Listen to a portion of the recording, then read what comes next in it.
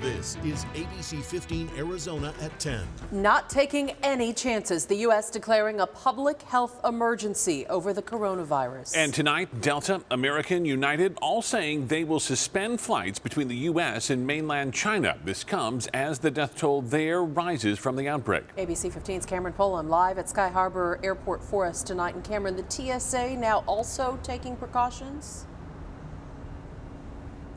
No doubt about it. TSA really focusing on those on the front lines, agents who continuously and routinely come in close contact with passengers, providing them with surgical masks like this if it makes them feel more protected.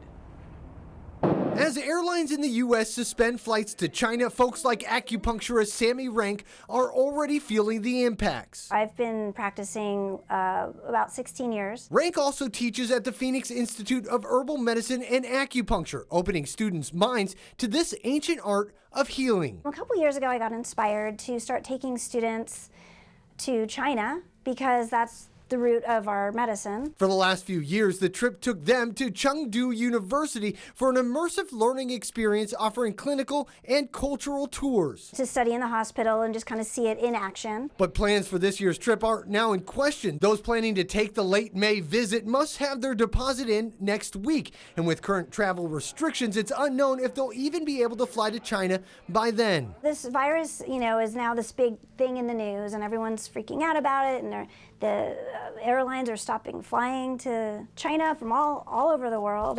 And so now we don't know if we can go. More than 11,000 have been sickened with more than 250 deaths. Rank says the risk of sickness is too much for at least one student already. I've already had somebody drop off the trip because his wife wouldn't let him go. She's now faced with a decision, risk paying for the trip now in hopes of getting a refund if the spread isn't contained by summer. They tend to manage them, so I'm hoping.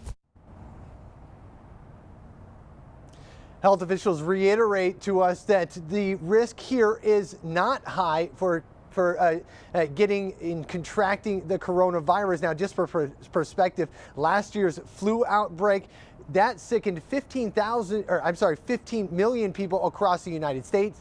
8,000 deaths from that flu. It's a good reminder that we should all take precautions. I'm Cameron Polam, ABC 15 Arizona.